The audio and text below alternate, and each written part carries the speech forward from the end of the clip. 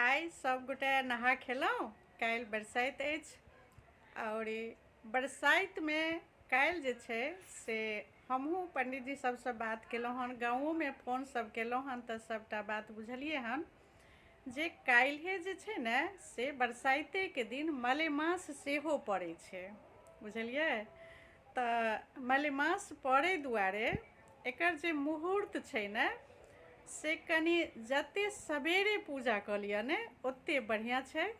कमसँ कम 1-1.5 बजेसँ पहिने पूजा भऽ जाए तऽ बहुत बढ़िआँ। बहुत देरी नहि करब एहि कौलका पूजामे, किया तऽ बरसाइतके पूजामे तऽ कनि देरी भइए जाइ छै, किया तऽ अपना जतेक लेडीज रहै छथिन हुनका सजऽ धजऽ रहै छनि, दुल्हनके जकाँ तैयार होइ छथिन सभगोटे, तऽ ओहि दुआरे देरी होइते छै।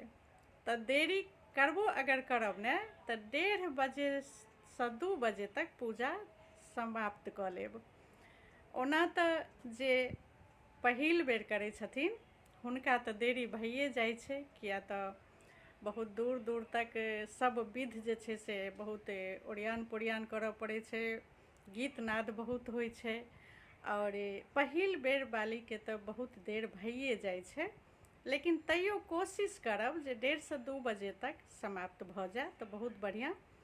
और ओना जे सब गोटा पूजा करै छी हर साल, जे गोटा पुरानो ईसब छी, जिनका 1 साल 2 साल या 4 साल 5 साल जिनका भेल हन, सवेरे जल्दीसँ जल्दी उठिकऽ बढ़िआँसँ नहा सुना कऽ और जतेक जल्दी पूजा कऽ लेब ओतेक बढ़िआँ रहत, किया तऽ मलेमास काल्हे पड़ै छै।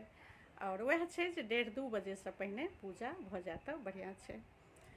और जिनका पहिल बेर छै ई व्रत सावित्री, हुनका तऽ आइ तऽ परोजन जकाँ लागैत हैत, एहि दुआरे जे आइ साँझमे जे छै से गौरी बनल जाइ छनि। और गौरीमे तऽ बुझलिए गौरी जे बनै छै से हल्दी दूभि और कुसुमके फूल, ई 3टा चीज बहुत जरूरी रहै छै।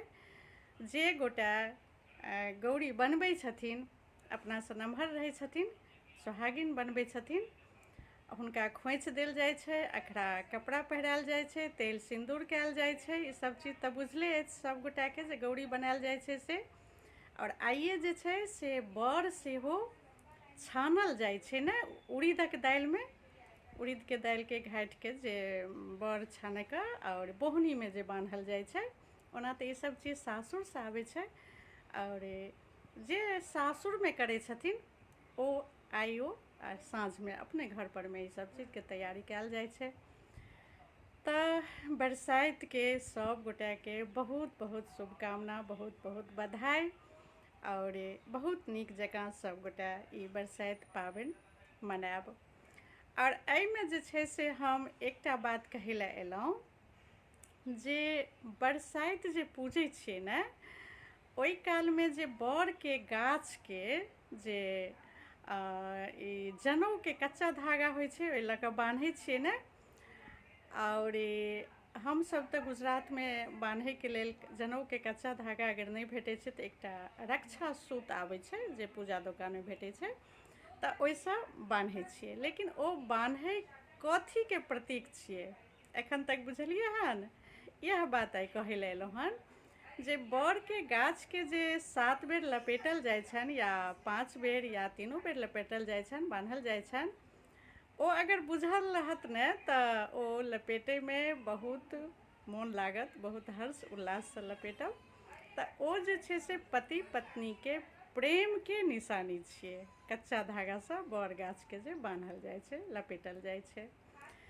और ओहिमे एकटा विध होइ छै जे हम कहब करै लए, ओहिसँ की होइ छै साले साल प्रेम बढ़ै छै।